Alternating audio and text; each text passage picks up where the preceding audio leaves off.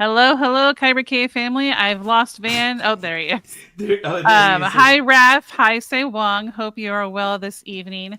It's been a busy, busy weekend for Mezzo here because every year my family hosts the Super Bowl party for our church. Hi, Jonathan Knock. And so we had like, I think 20 people here at least. And Oh a lot of them wow. are still here because the game's still going. So they're all out in the out that door like 10 feet away. I saw the Thunderbolts commercial. That was about the extent of my Super Bowl watching. I saw some commercials. I watched a little bit of the game, but um, I'm I didn't sleep much last night, so I took a big fat nap like right beforehand, and I'm still sleepy because Mezzo here was very sore, and Whoa. I took 3 muscle relaxers a few hours ago. Ooh, good lord. Yeah, so Well, that thank you was a lot of fun. for sacrificing your body to be here with us tonight, putting it all out on the line for all your fans. Your fans, right?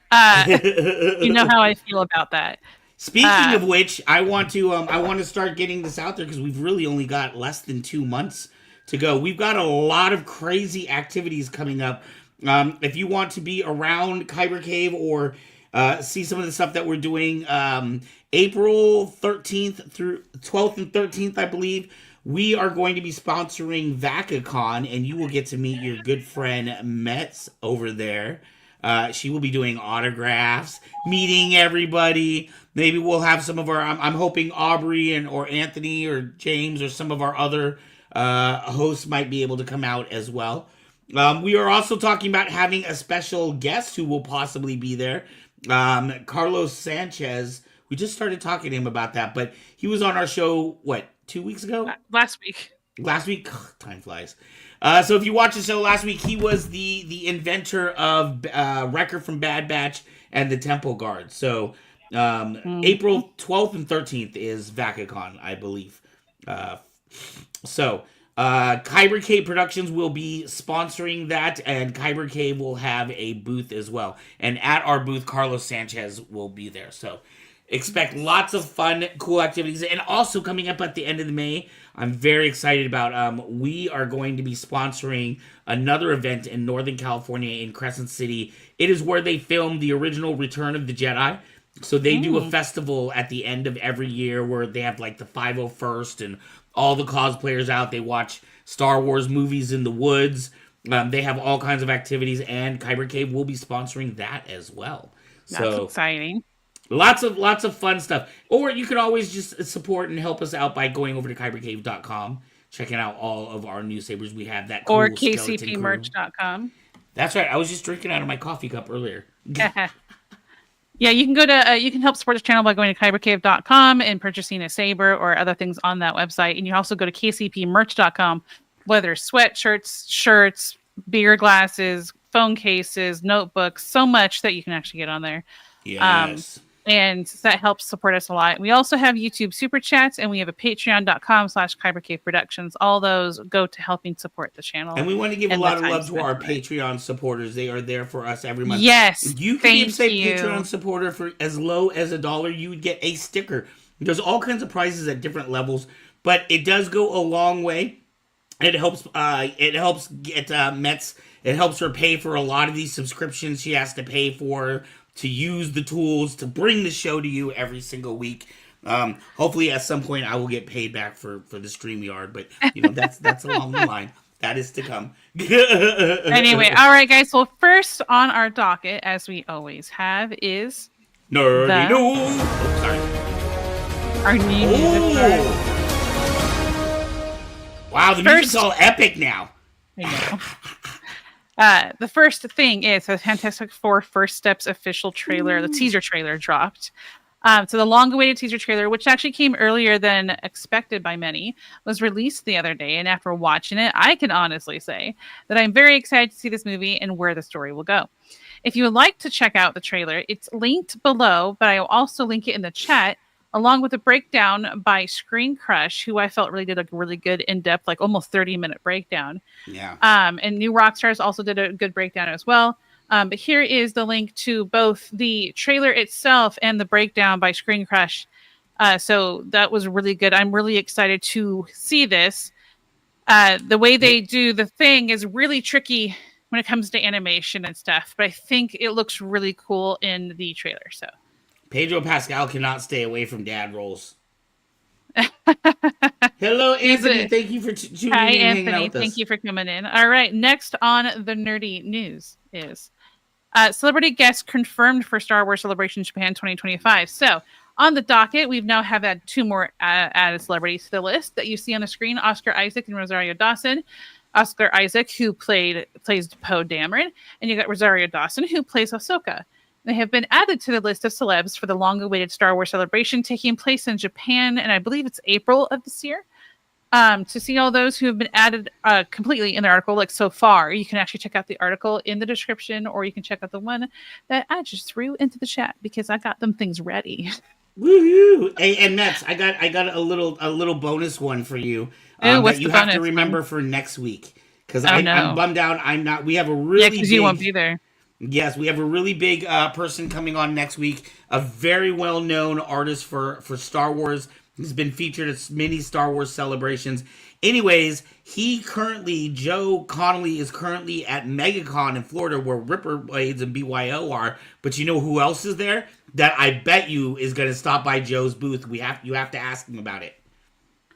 The cast of Skeleton Crew. All 4 of the kids are hanging out at That's MegaCon. cool. So I'm sure they're going to stop cool. by Joe's booth. So you got to ask him if he got to hang out with the kids from I Skeleton will Crew. ask him. We will make sure to ask him. I love those guys, dude. That was such. If you guys have not watched Skeleton Crew, that has been some of the best Star Wars we've had in a while. I have heard it's very. I have not seen it yet. Oh, you got to watch it with the boys. Dude. I've heard it's. If I can get my kids to watch anything, I've heard it's very like Goonies meets Star Wars. Yes, it feels like very much like an '80s movie, but set in your Star Wars universe. Gotcha. Okay, well, that was some great nerdy news that we had. I know we had, sometimes I have to try to make both of them Star Wars, but with the Fantastic Four trailer coming out, I felt like I really wanted to bring that up. There have been, a couple iterations of the Fantastic Four, with the original with Ewan Griffith as Mr. Fantastic, who's a Welsh actor, and you even had Jessica Alba, who was Susan Storm. And all these Chris Evans, who's Captain America, was Johnny Storm in the first iteration of it. And we just saw that played out in Deadpool and Wolverine. The most exciting part for me in the trailer is seeing Galactus and his shadow over on the city with his antlered helmet, which is really exciting. And we're like, yes, we're getting Galactus. So I was very excited for that. All right, well, moving on. Fantastic Four is Kevin Feige's personal favorite. So he's been waiting for this one for a long time. He's been waiting to do it the way he wants to do it and do it right. So, all right, that sounds good. All right, so James Kaiser, aka Darth Cephalus, who is a producer on our show for Flow of the Show, supplies us every week with a video of Flow of the Show. Oh, hi, Eric.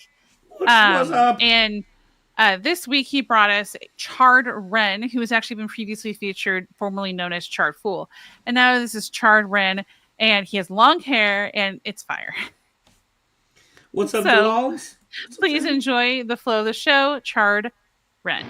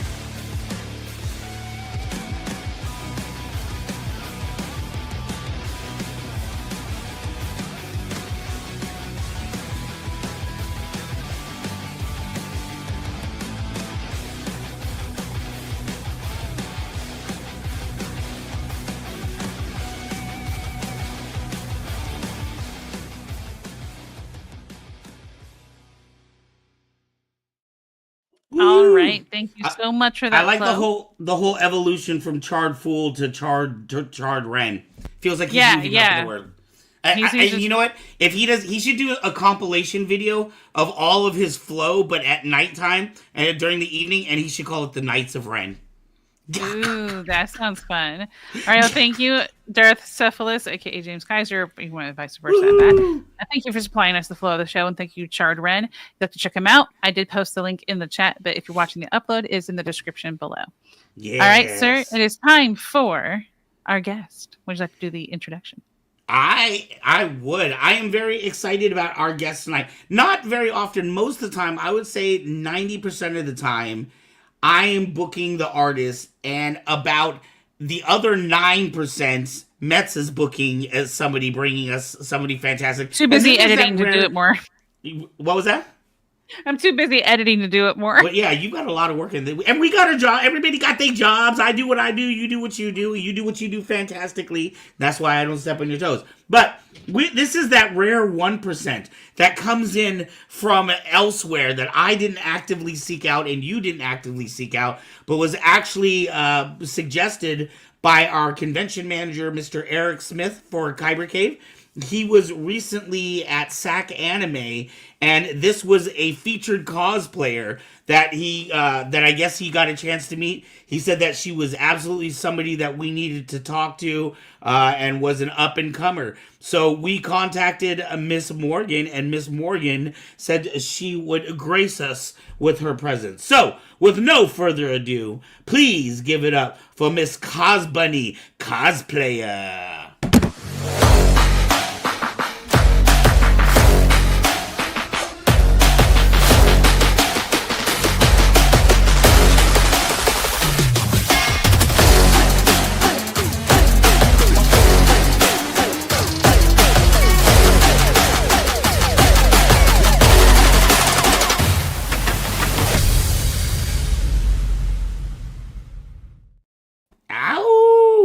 Hello.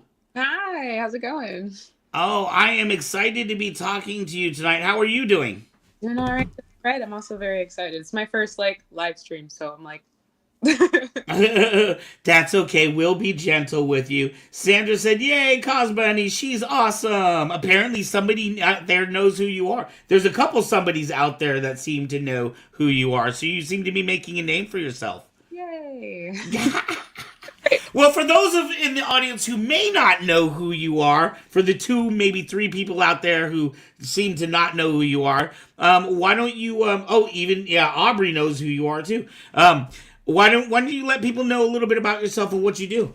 Okay, well, hi, my name is Morgan. I go as CosBunnyCosplay online. I am a cosplay fabricator and prop maker, so I make everything by hand. I also like to focus on educational content on Instagram and YouTube, and I have dabbled in competition, so I'm also award-winning as well. I've been cosplaying for about 9-ish years now. Wow. Yeah. Wow. So when you say educational content, do you mean like you're teaching people how to like make things, or is this other like actual education? Are you a school teacher or something, or what do you mean by educational content? Educational in the realm of cosplay. So whenever I make my builds, I always like to break them down into digestible clips or videos to potentially take the skills that I'm using for my builds and apply them to themselves. Or if they want to build the same costume that I'm building and have nowhere to start, then they can use me as a reference to potentially build their own in the future. Oh my gosh. Okay. Matt's bookmark this down because we're totally gonna. Oh my gosh. I've had a cool idea for a convention that I've been wanting to do for like 6 or 7 months, but I haven't quite figured it out. You may be the perfect person for it. So check this out. I thought, how cool would it be if, let's say, what's up, Marisol? Oh my goodness, all your fans are just jumping in.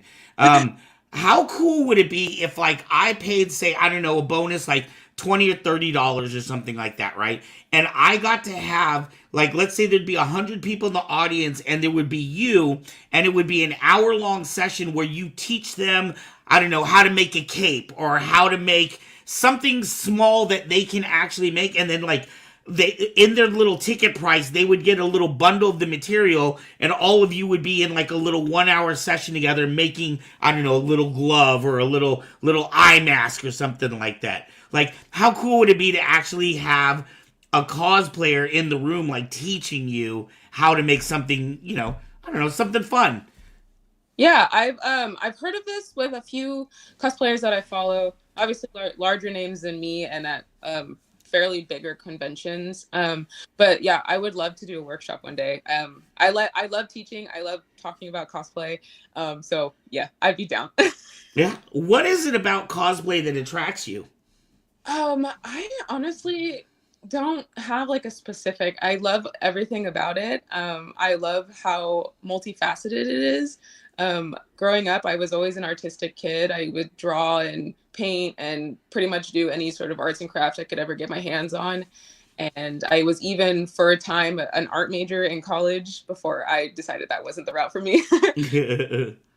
And so I just like how creative cosplay is in all aspects of it, from the planning to figuring out what materials you're going to use to the building and to then doing like makeup and wig styling and photography and videography and editing, and like there's so many different fields that you can put your creativity to in under one hobby. So Right. Oh, excellent. Excellent. Okay. So we have questions popping up already. How did she decide what her next costume will be, and what is your next great costume? ooh it's kind of a mix up. So sometimes it'll just be what I am really into at the moment. A lot of stuff is nostalgia stuff for me that has resurfaced. Like my love for it has resurfaced, and I just hyperfixate on so much that I'm like, that's what I want to do next. Right. Or it will be a design that really just captures me, and it makes the gears in my brain go to where I'm like, oh, I could do this for that. I can buy this material and use it for this. And like once my brain starts going, then I'm like, this is what I want. I want to make that. And are you well, I mean, first off, after 9 years, I'm sure you've got like a whole catalog, but like, how prolific are you constantly trying to work on something new, or do you kind of take breaks for things? Because I think it's a little bit different. There's two levels of cosplayers for people that may not be in the cosplayer world. There's people that do it just kind of casually. They're going out there to have fun. Now, I'm not saying they don't put in as much work. Some of those people put in serious work, but then there's also people such as yourself that I feel are I don't want to say more professional, but you're doing it on a different level than say just me, who might be going there just because I have a love of Squid Game and I'm gonna wear my favorite character or whatever. So when you're doing it on Monet said that's my sister. So when you're doing it on your level, are you like, if you're going to Disney Con, are you trying to think of the next Disney character you could be to that, or are you going to pull something out of your catalog? Are you how often are you coming up with something new versus reusing what you have? Because I would think that as kind of more of a professional, you're building up an audience that likes to see you as a certain character, so they don't mind seeing you over and over again, whereas you also have to innovate every once in a while. You can't just be the same character every time. Yeah. So I'm like a happy medium. I think in the sticking with your same characters and then constantly making new ones. I like to reuse my costumes. I put a lot of work into them. So obviously I'm going to try and wear them for as long as I possibly can, or until I fall out of love with them, which can happen. I would say I make a costume maybe like once every 2 months ish. Wow. It really just depends. But like I said, for me, like crafting is like my all-time hobby. So I'm not doing a whole lot of anything else. Like some people really like to like be outdoors and go hiking all the time. I'm sitting at my sewing machine, like fun. So that's why I'm able to make so many in a year. But yeah, it's a happy medium. So like if I go to a new con, like for example, I'll be going to WonderCon in the end of March. I plan on bringing a new costume there, but I also for the other 2 days will be recycling costumes that I've had in the past. So I'm like, So, I'm both. I'm not bringing a whole new lineup every single time I go to a convention. But you are bringing like a costume a day. That's hardcore. Those are in the past though, so it's I usually can't imagine what your luggage must look like coming through the airport. too many bags. Too many. So, okay. So I've heard you use some interesting words. You've used words like fabricating and crafting. I've heard you use the word sewing. Do you have a 3D printer, or do you do when you say fabricating, how are you is it physical like cloth materials, or do you make props and things as well? Yeah, I make everything by hand. I fabricate everything from the top to bottom. So I sew all of the garments that I wear. Any armor that I wear on the costume is made by me. Props are made by me by hand, usually with foam, or I sculpt them with thermoplastics. Wow. 3D print anything. I don't have the space for a 3D printer in my Right. apartment. Tiny. So I do everything by hand. Right. Can we, Mets, can you throw up that the Queen of the Damned? That is what that is, right? I assume that. Oh, God, I love that. That was so cool. I love the Anne Rice series. Wait, can we throw up that picture? Oh, there we are. Now that is absolutely fantastic. Tell me about that dress. Is that tiles or something? Yes. Okay. So the base of the bottom, I guess we can work bottom to top. It is a black skirt that I sewed together. And then the belt, which is the tiles and obviously the gold that is around my waist. The gold tiles are made with Warbler that are I patterned myself and then made all individually and then studded individually. So all the little rhinestones are in there are hand placed. Wow. The tiles that you were looking at are actually they're ABS plastic. Oh wow. Plastic sheet that I cut. In the movie, I actually freeze framed it to figure out how many tiles are in her dress and then reverse engineered it. I was gonna say this isn't one that you see like all the time at like conventions. I mean, I've seen them very, very rarely, and then you see them less now, of course, because it's been a long time ago. So when you don't have a pattern really to follow. You were doing everything based on what you could see from the movie. Yes, so I don't follow patterns. I make my own patterns for everything. So I literally just Wow. and I reverse engineer everything in my brain. Wow. Yeah. That is absolutely amazing. And like that headdress, is that like what kind of are you using metal for that, or is that plastic somehow, or So it's a metal frame, and then all of the little gold pieces and the shell like pieces, they're supposed to be shell. That's what they used in the original crown. But those are all different forms of plastics and thermoplastics that I sculpted and modeled by hand. wow. That is absolutely amazing. So what kind of do you have okay, we can bring that picture down if you want. See Miss Morgan's lovely face again. Do you have like do you work a regular can you pull the picture like do you work a regular 9 to 5 job, or is this something you do full time? I work a 9 to 5 job. I work full time. Okay. And this is my current side thing. I would like it to be more of like an income bringer, but as of right now, it's just something that I do on the side. Right.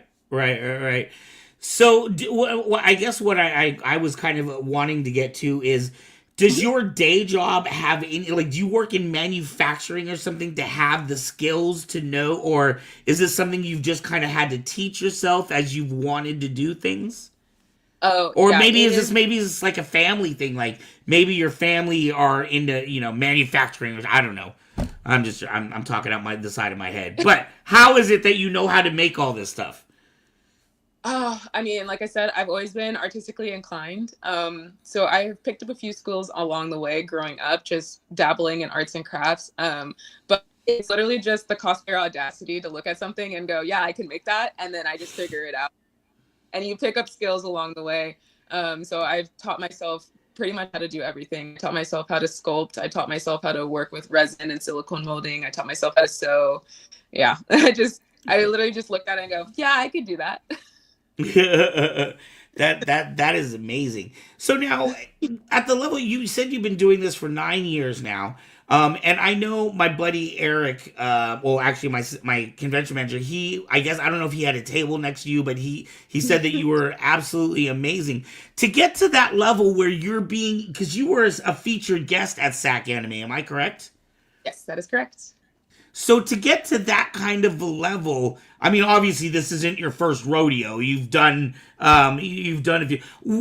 What is it like? Are you having to win multiple competitions and then your name kind of gets floated around and then you get invited to be a feature? How is it that you get to that level of cosplay? Because I see people all the time that have like little tables and maybe they're selling headshots or little trinkets and things.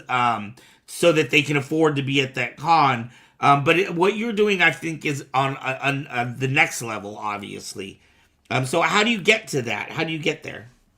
Well, I mean, I've been around in the Northern California cosplay scene for almost 10 years. So people have heard my name before. I didn't start guesting at conventions until I want to say it was 2022. The pandemic kind of put a wrench in a lot of things, including my competition career. That's kind of when I took a step back from competing in cosplay.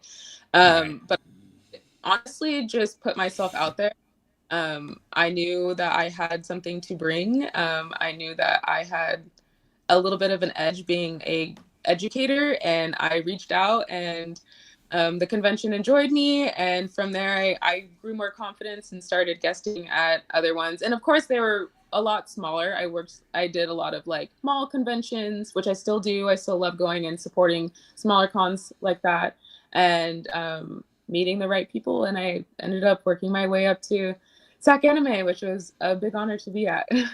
Wow. Was that something that you had your sights set on for a while? Or can you be like, I remember 6 years ago when I was like, one day I'll get to SAC Anime. Yeah, I had always had hopes. For a long time, I didn't think that I would ever be able to get there.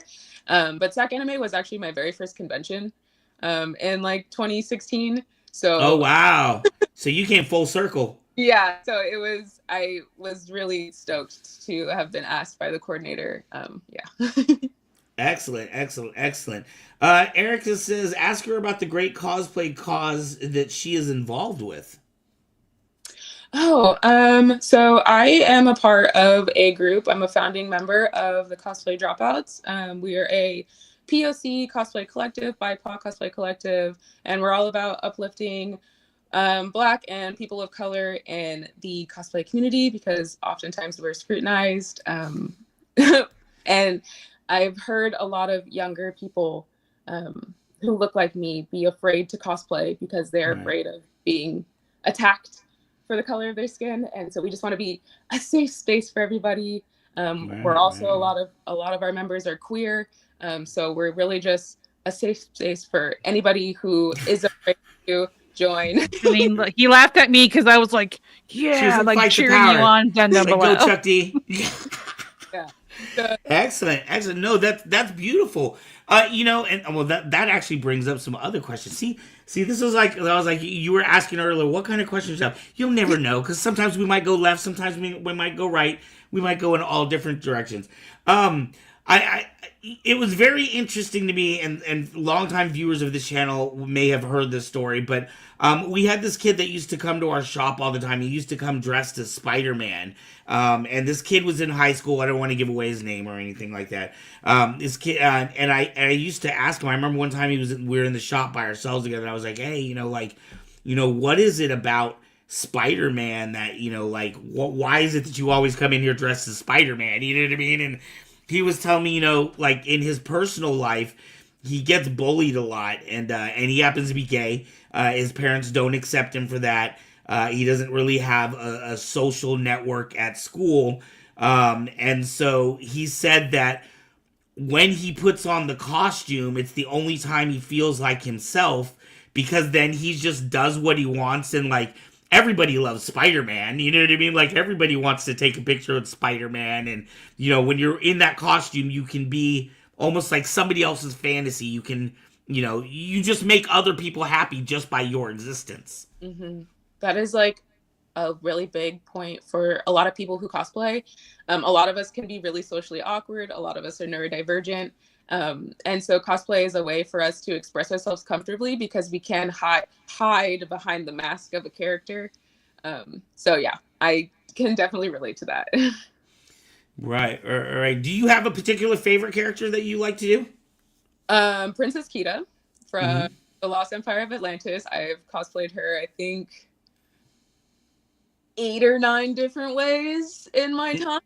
Uh, Bringing back to the question that we had earlier, what my next plan is, I actually want to re-enter competitions for cosplay, mhm. and I have plans to compete as a version of her.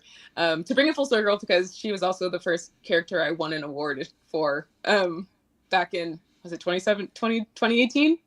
I Right. think. Yeah. So yes, I love her. I've cosplayed her original movie design a couple times. I've done a like few fan art versions of her. Yeah, Mm. I love her so much. Sandra says that's why our kid loves cosplay. It gives him so much confidence. Do you remember the first time like somebody was like, "Oh my god, that's so cool!" Like so the first time somebody actually like really admired your work and you could feel it. Oh, I don't know the first time. I know that I can tell you like the first time that, or like a moment that really hit me was Right. I made my Queen of the Damned cosplay. It was definitely a labor of love. She took way too much time to make. Um, and I wanted to wear it to a horror convention because I love horror movies. I love horror books. Vampires, obviously, goes Right. together. And I brought it. I was like, I really hope people like know who she is because not it's a smaller Right. movie. Because when did that movie come out?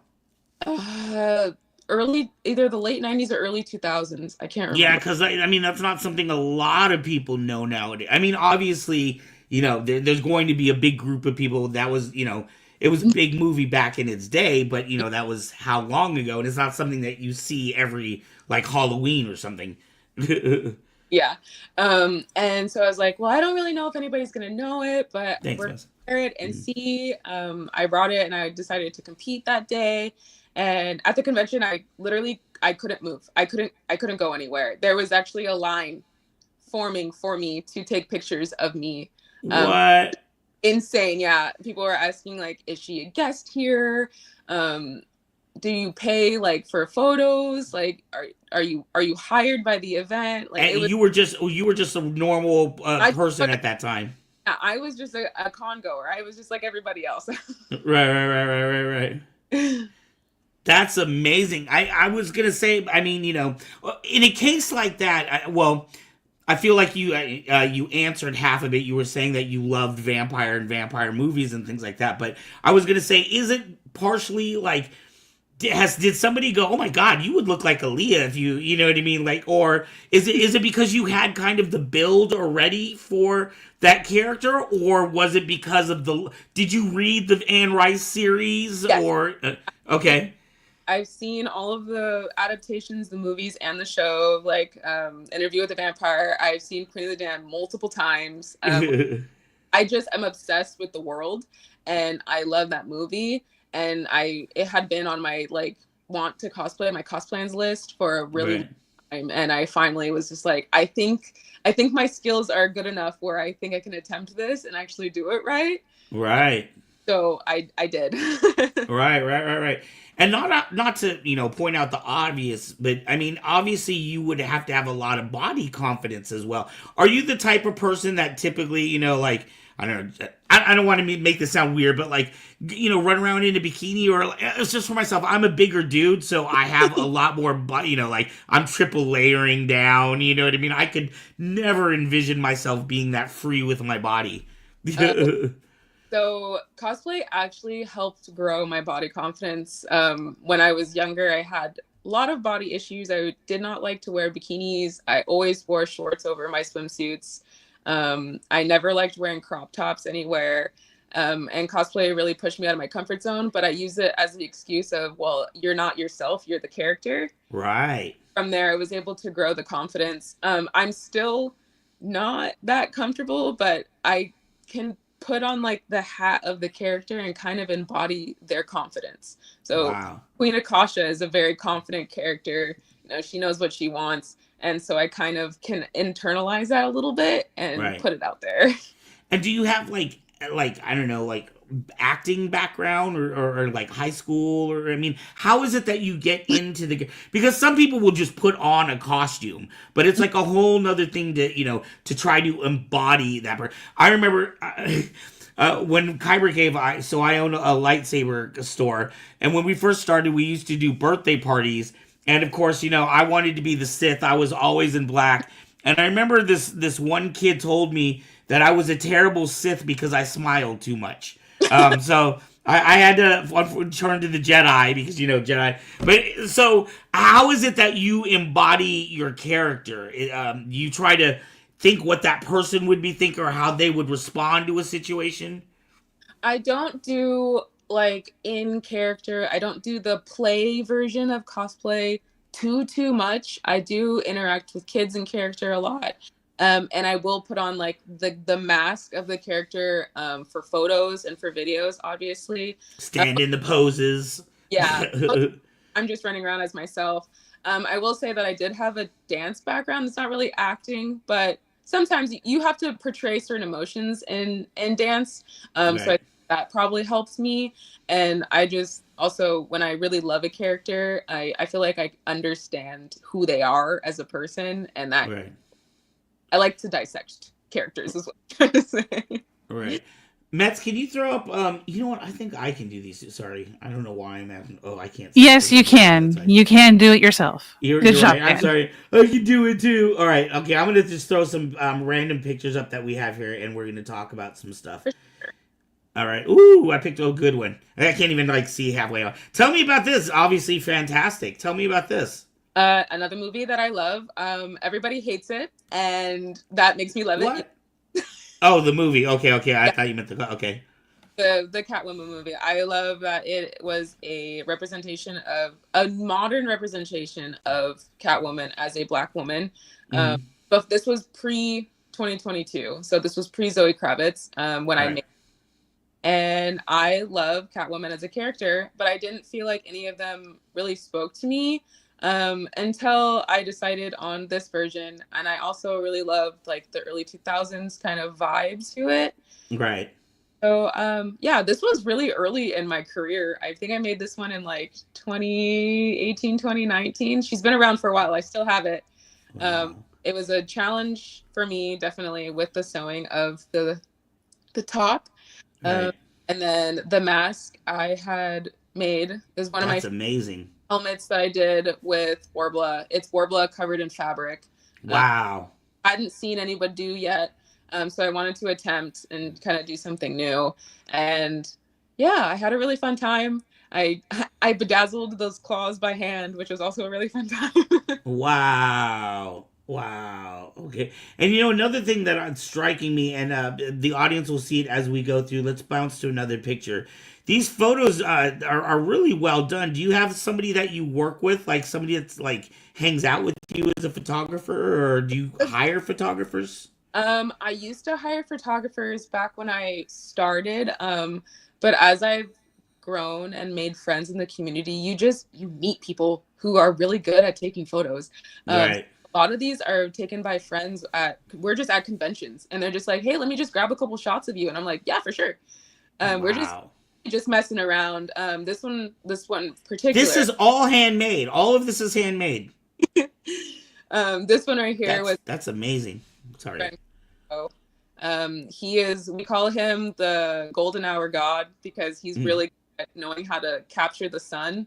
Mm-hmm. And really pretty halo effect behind everybody. Yeah.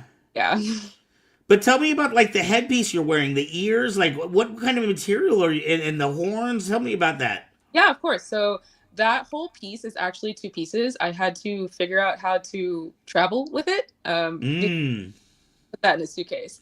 Starting out, it's a headband, just a regular silver metal headband.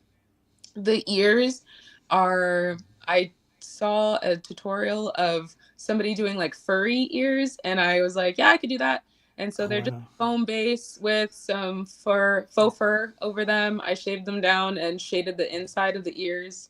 Wow. And the horns are foam, which I made a mock-up. Like, I took paper, old newspaper, old Mhm. newspaper, and just kind of made a shape, and I made a pattern out of it, transferred that into foam. So those are hollow, they're super light. I cannot feel them on my head at all. Oh, And then wow. the arrow is thermoplastic. So it's just a simple arrow shaped thermoplastic. And then Yeah. you can't really see it, but on there I hand jeweled like kind of a shapes to resemble the movement of air on it. Right. You, Wow. it's also on the shoulders. So all of those are individually placed rhinestones on there. Oh my God. There's I feel I could probably sit here and ask you questions for about another 45 minutes just about this picture alone. But like we've only got a few minutes left and I got to get through some of these pictures. So this just blows my mind. I wonder what is this one here? Holy goodness. Wow. That is amazing. Now what kind of material are you using? Is this Eva foam? Yeah, so majority of that is actually EVA foam. It's another one. I had made this one right after I made my Catwoman costume, and so I wanted to try and attempt the fabric wrapping method that I did for the helmet.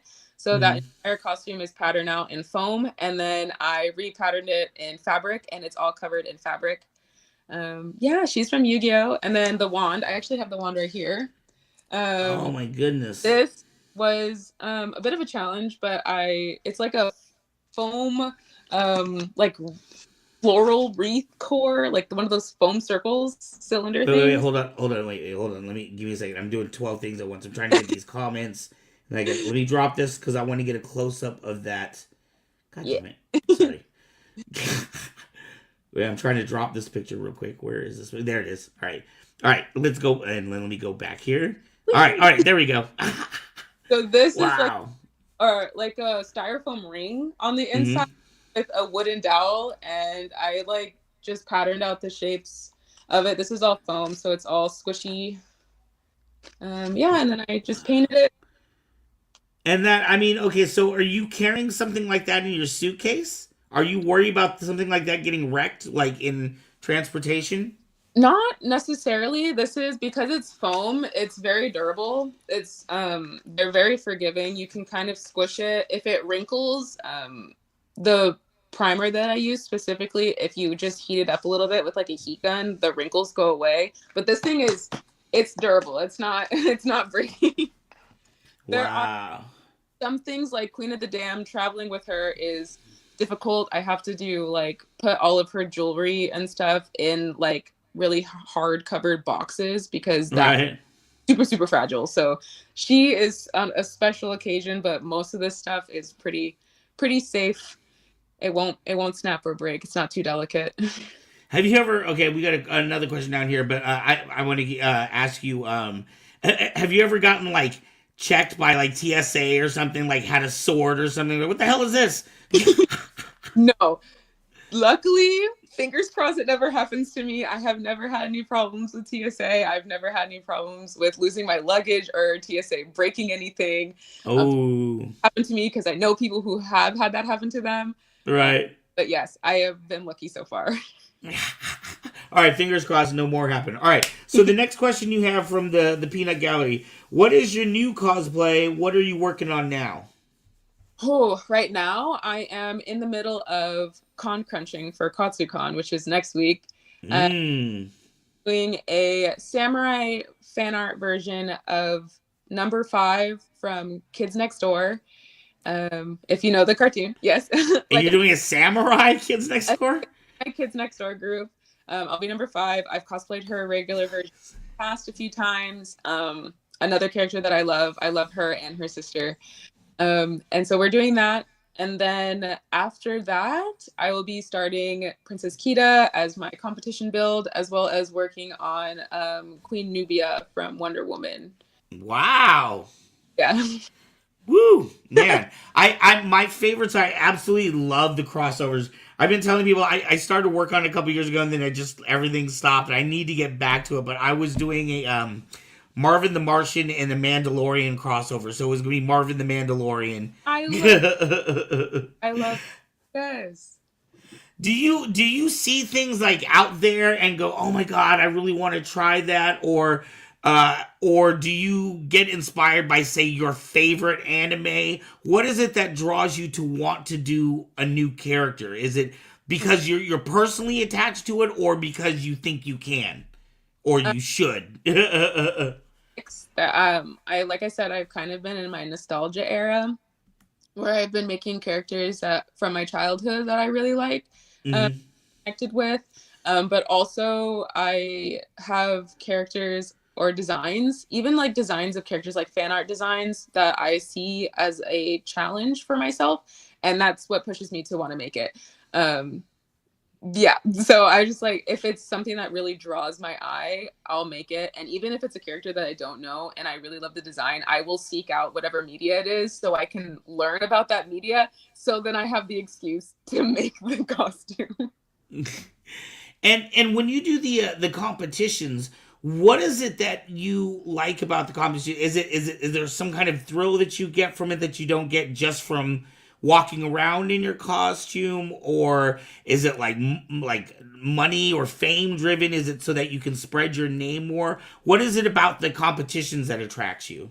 I like the personal challenge because competitions, it's not guaranteed you're going to win. When you Right. eat, it's very unlikely that you're going to win. Most people don't win. There's a lot of talented people out there. People put a lot of work and a lot of time and money into their costumes. Yeah.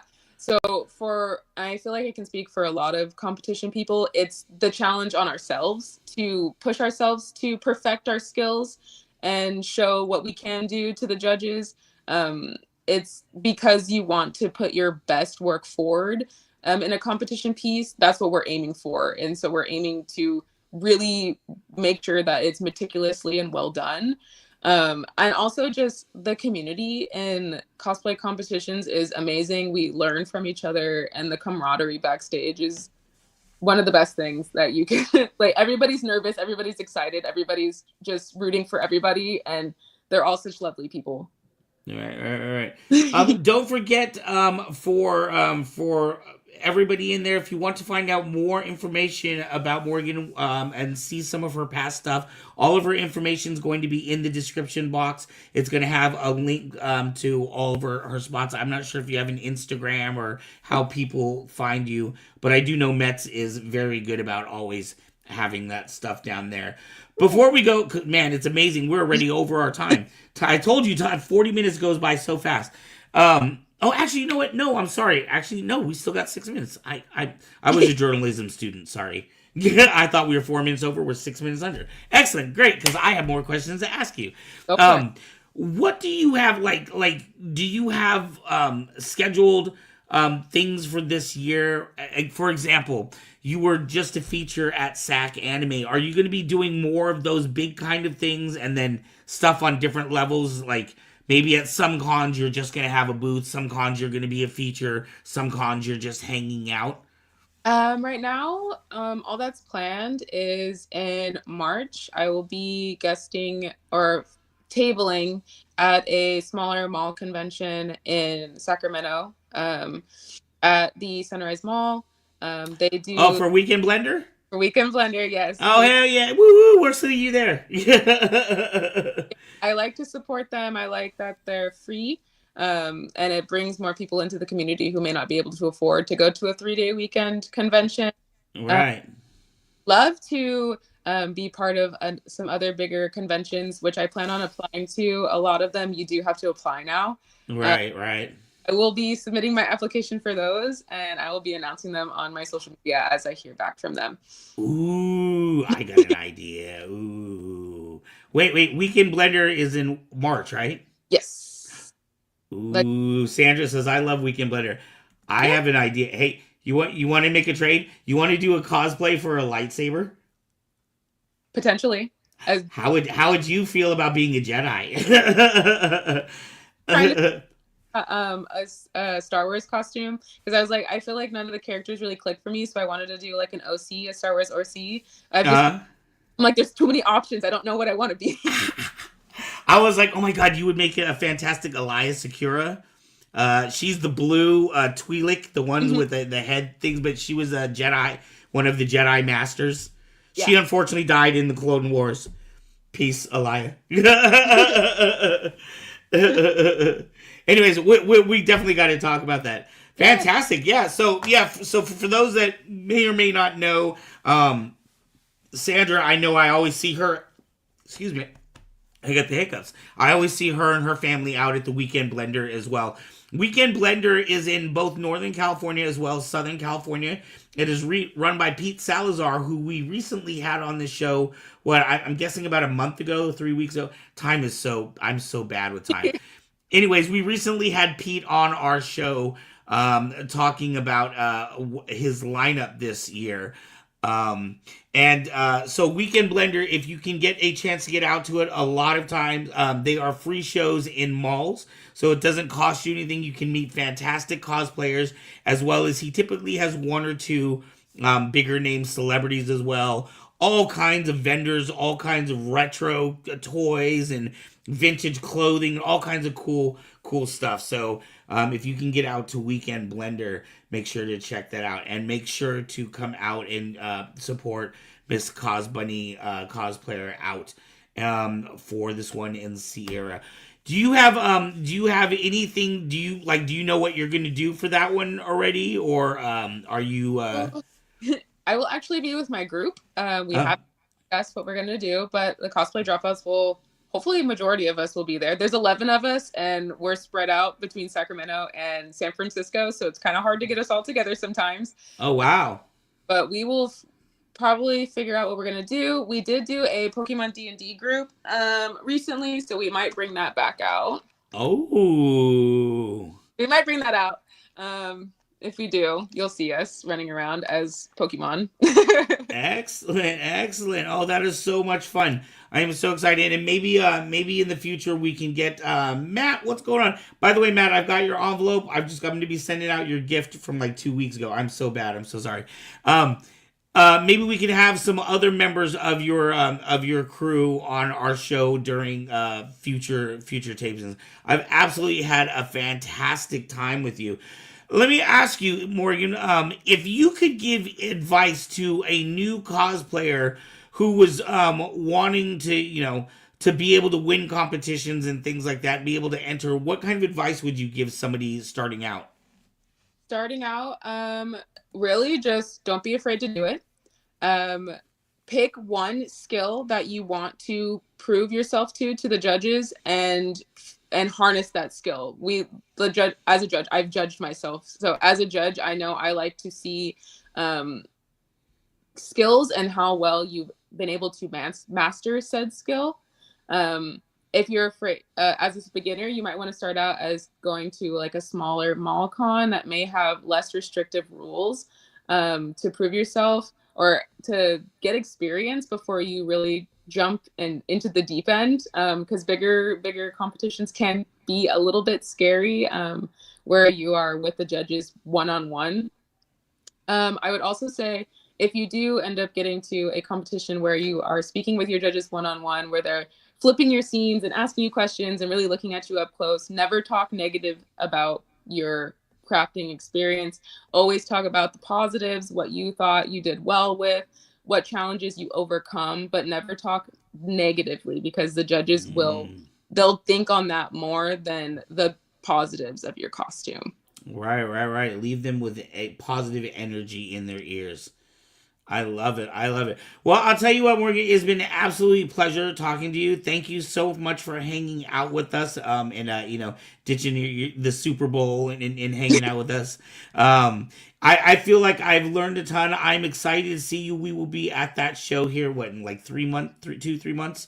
I will be there as well. So hopefully Mets will be there. I'm not sure if KCP will be at that show. That's the one in Sacramento, Mets. That's the one I'm trying to get you to come out to. So hopefully we'll all get to hang out and we'll have a smoothie together. Thank you so much for hanging out with us tonight. You guys for having me. This was fun. Thank you. Take care. Yes, you too.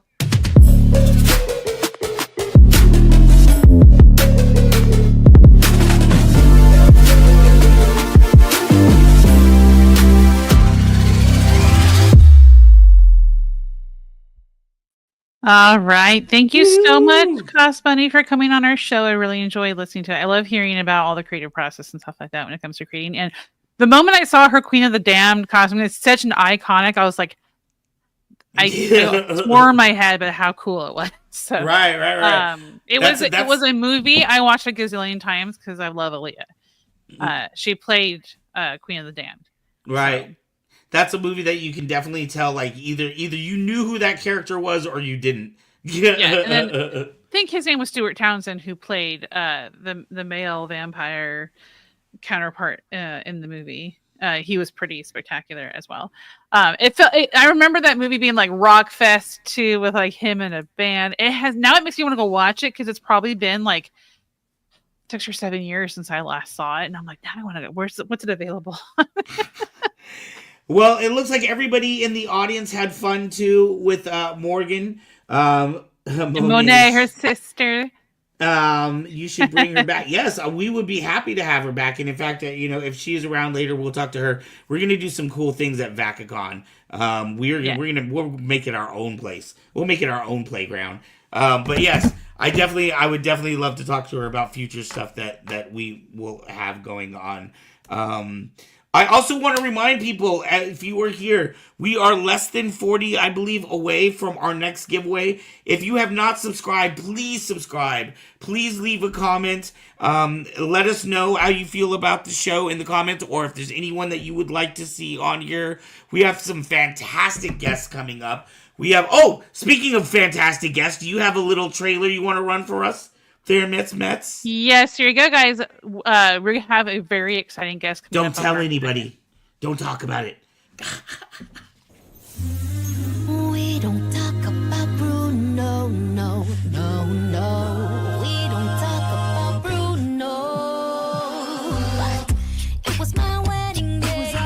We were getting ready and there wasn't a cloud in the sky.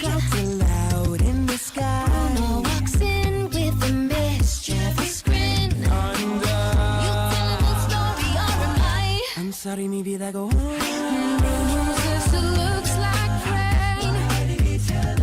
And doing so he floods my brain. Married in a hurricane.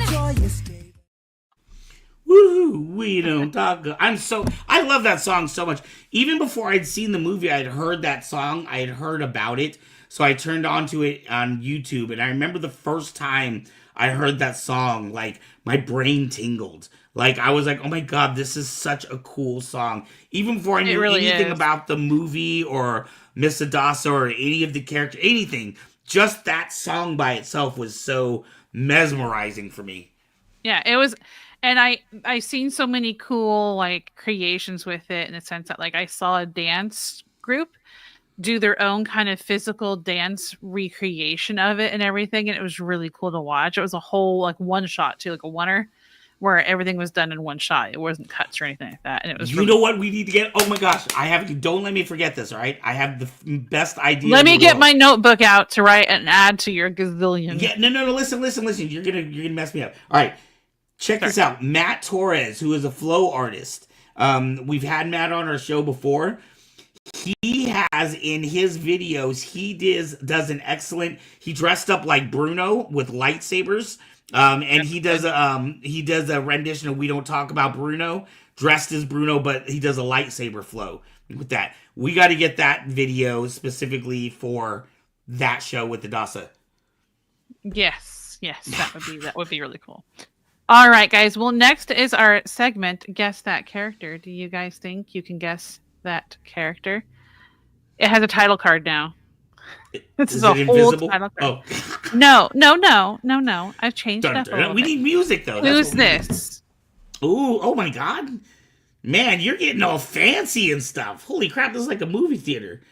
It is. Is that George Lucas? No. All right. Who is it? Oh. There. Here's some music. Look at that. Okay. Let me see. All right. Who do you guys think it is? Put it in the comments. And Van will put his guess in the private chat as well. I'm having a tough time with this one. Who has a lot of hair like that? Ooh, I like this music.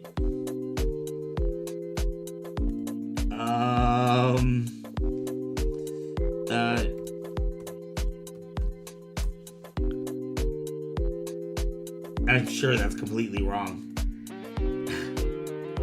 Let's see. You say that is wrong. Lando or you mean Cassian? Cassian Andor. Lando or Cassian is Say Wong's guess, and I'm completely wrong apparently. So all those are incorrect. Oh, my guess was what did I say? I said Shmi. Shmi. This is Anakin Skywalker. Oh, see, it's Shmi's mom. Come on, I was close. It's the mini Shmi.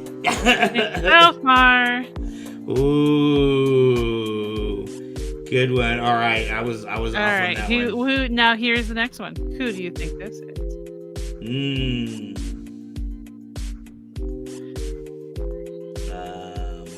Anyone know who this is?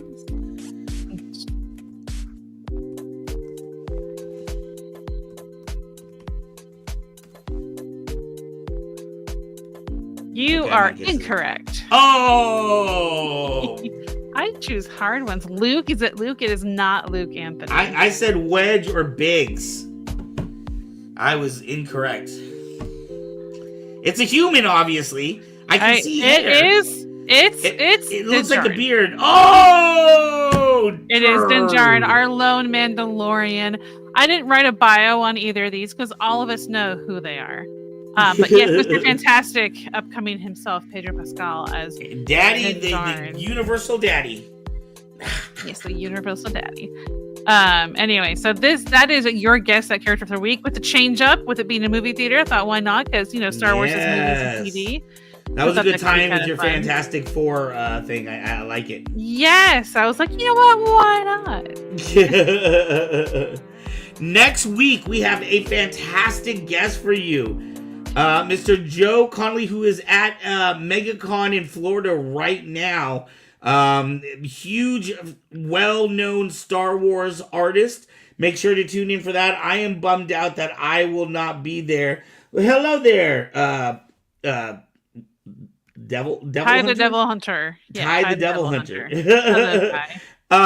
Don't forget, if you help us get to, we are just a few, let me see how far off we are. If you help us get to our next subscriber list, we will give away that saber next week. We are 60 subscribers away. Of 60 away. I wasn't sure how many it was. I can't remember if we had 40 or had 40 to go. We were at 40. So we are 60 subs away. Guys, share our channel and have people subscribe. And then anyone who comments on a giveaway night will have a chance to win a saber. So all you have to do is comment in the chat. And we are giving away a NeoPixel. In fact, we are giving away an exclusive NeoPixel for next month. That is right. Share the channel, as Eric said, with your friends, your family. Hell, even share it with somebody you don't like. Share it with everybody. And don't forget, if you don't win that saber this next giveaway, we do it every 100. So we have amazing guests coming up. We always have fun every Sunday night. And this is how we do it. All right. Well, thank you guys so much for joining us this week. Aubrey and Mezzo are also in their closer to final stages of getting New Order released finally. Yes. You can actually go back and see some of the teaser trailer on our channel in the videos section, not the live stream section. So check that out, and we will see you guys next week. We don't talk about Bruno. Bruno.